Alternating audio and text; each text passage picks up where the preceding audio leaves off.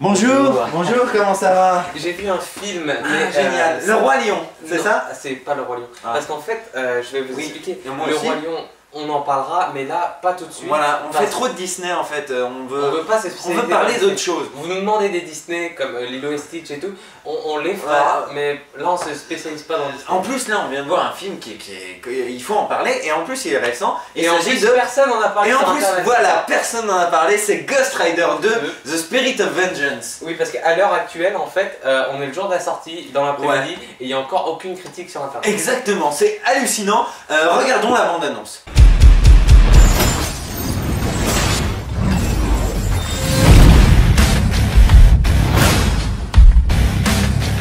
Il prendra une autre forme.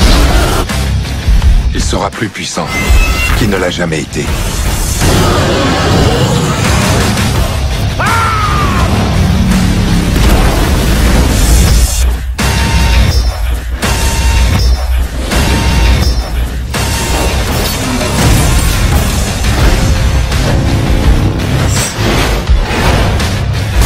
Je n'ai pas peur de vous.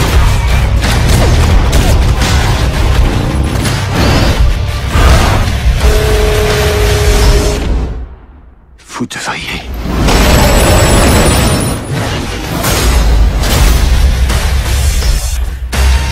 Et vous faites comment quand vous avez envie de pisser? Alors là, c'est terrible.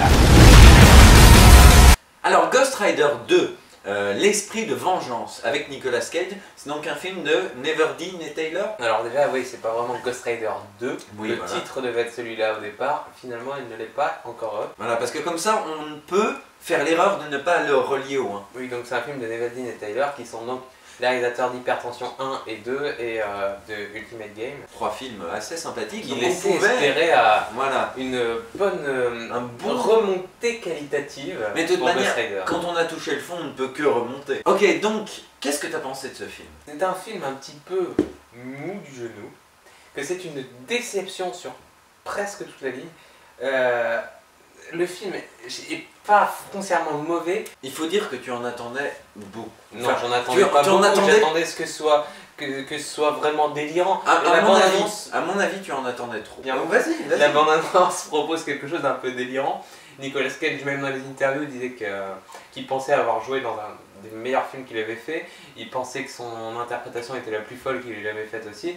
Et donc là, on dit, bon bah d'accord, gros délire, même si c'est tout public, ils vont se démerder pour faire un truc de fou. Puis finalement, le film, c'est pas vraiment ça. Il y a quelques scènes un peu drôles, mais c'est même jamais du niveau... je vais dire d'Hypertension, mais même pas du niveau d'Ultimate Game, ça reste vraiment sage.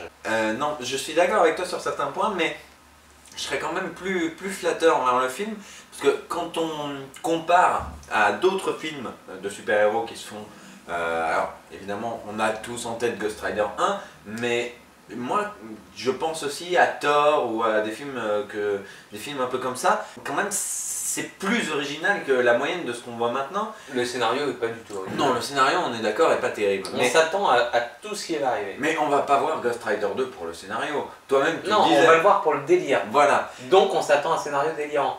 Ah non. On se dit, il va y avoir un scénario de merde, mais un truc autour rigolo, quoi. Un bel ornement. Et moi, je trouve que ce film a bien rempli son rôle, parce que visuellement, je trouve que c'est vraiment très joli. Il y a énormément de bonnes idées, des plans sont très inventifs. Il y a quelques bonnes idées. Dans l'ensemble, ça ressemble à un épisode de série télé, c'est un peu décevant. Mais il y a ce côté documentaire, sport extrême, tout ça, dans certaines scènes d'action. La 3D, en elle-même, elle est pas dégueulasse. Non, elle est pas dégueulasse. Mais disons qu'elle est... Ils s'en branlent, les Neverdeen d'ailleurs. Ils n'en tirent pas profit. Ils n'ont pas fait leur mise en scène pour la 3D, ça se voit, et finalement on a l'impression de voir un écran 2D. Il y a quelques passages qui rendent vraiment très bien en 3D.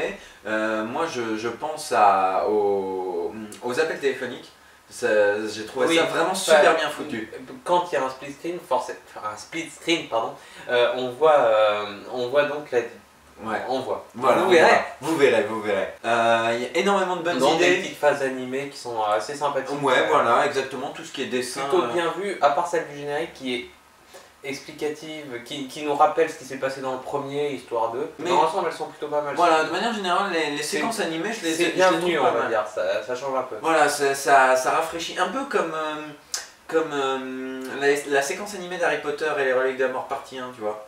Ça rafraîchissait un peu, ça proposait quelque chose de différent. Visuellement c'est sympa, Nicolas Cage mérite la palme d'or du meilleur acteur. Il a une scène où il est hilarant en particulier, il a 2-3 scènes où il est complètement taré, ça nous fait beaucoup rire, mais dans le reste du film il est assez sage. Non, quand je disais palme d'or du meilleur acteur, ce qui n'existe pas, je parlais surtout donc de cette scène qui je pense vous la reconnaîtrez. Hein. Donc voilà, et Dominique Collignon-Morin qui fait sa voix française s'est bien éclaté aussi. Vraiment, ça s'entend. Je serais curieux d'avoir la VO. Par contre, la VF sur le gosse c'était catastrophique. Ah oui, on est d'accord. C'est souvent le cas avec c'est très difficile d'avoir des bons enfants sur les doublages. C'était pareil pour Insidious, c'était pareil pour Super 8, c'était pareil pour X-Men le commencement. X-Men le commencement. Tu te rappelles le gamin du début, tu m'en avais parlé dès que Ghost Rider 2, Ghost Rider 2. Alors donc Ghost Rider 2. Oui, il y a une scène d'action à la fin qui est très très bien troussée. Oui. Et celle de, je pense à la scène d'action de la grue, je l'ai beaucoup aimé aussi. C'est celle qui utilise peut-être le mieux la 3D. Donc que retenir du film? Finalement ça reste un blockbuster assez, j'ai envie de dire, bête et méchant. Bête et méchant. C'est parsemé de quelques vraiment bonnes idées, de quelques trucs drôles. Petit message contre le piratage, petit message écolo par-ci par-là, toujours fait avec humour. C'est du blockbuster lambda, mais ponctué de quelques touches de folie. Ouais, mais aussi, ce que je veux dire, c'est que dans l'ensemble, le scénario, donc comme je disais, mou, le truc, c'est un film extrêmement explicatif. Il y a des scènes, mais qui s'étirent. Toi, je sais que tu n'as pas pensé forcément ça, mais qui s'étirent. Les personnages attendent, ils racontent des trucs, mais des fois, c'est vraiment, c'est vraiment un film lourd et chiant par moments. Et dans l'ensemble, je le trouve assez chiant, mais donc comme il y a ces moments qui sortent un peu du lot, j'ai envie de dire plutôt moyen. De toute façon, c'est mieux que le premier. Mais dans l'ensemble, c'est quand même assez roublard. Roublard? Ouais. Ça veut dire quoi, roublard? Dans l'ensemble, c'est quand même assez roublard, assez mou, assez chiant. J'ai pas vu le premier Hypertension, mais donc j'ai vu Ultimate Game et Hypertension 2, et je dirais que c'est leur moins bon film, Anne Evelyn Taylor. Mais il faut dire qu'ils ont les contraintes du studio, le budget réduit par rapport à ce qu'ils voulaient faire. Il reste un petit peu de ce qu'ils sont, c'est-à-dire des petits fous furieux. Donc bon, on voit plus trop ça à cause du studio qui est derrière. Mais donc on a un scénario mou, c'est filmé mollement, voilà, c'est tout. Mais il y a des trucs originaux, la plupart des bons trucs sont dans la bande-annonce. Et puis comme je disais, il y a aussi la fameuse scène de Nicolas Cage qui part dans un délire assez incroyable, et la scène d'action finale. Mais sinon pour le reste c'est plutôt mou, voilà. Et tu lui donnerais quelle note alors? Rien que pour saluer ces petits passages supérieurs au premier, même les passages les plus mous du film sont à peu près tous mieux torchés que le premier film. Donc je mettrais 5. 5. J'hésite à mettre 4,9. Pour ma part, 4,95. 4,95. C'est bien, c'est précis. Pour ma part, je dirais que effectivement, c'est un blockbuster, comment dire, pas bête et méchant, mais un tout petit peu au-dessus, avec quelques gros morceaux de bravoure. Je pense à la scène de Cage, mais je pense aussi de manière générale à la direction artistique du film. Je trouve que les dessins, tous les passages dessinés sont jolis. Je trouve que l'idée du champ de vision du gars pourri, je trouve ça assez joli. Oui, c'était une bonne manière de détourner la classification. Finalement, il pouvait faire un truc assez violent. C'est très violent quand les corps sont calcinés, mais il n'y a pas de sang, c'est du feu, donc ça passe. Et vraiment, moi j'ai bien aimé. C'est pas le truc mémorable, c'est pas comme Hypertension 2, c'est même moins bon qu'Hypertension.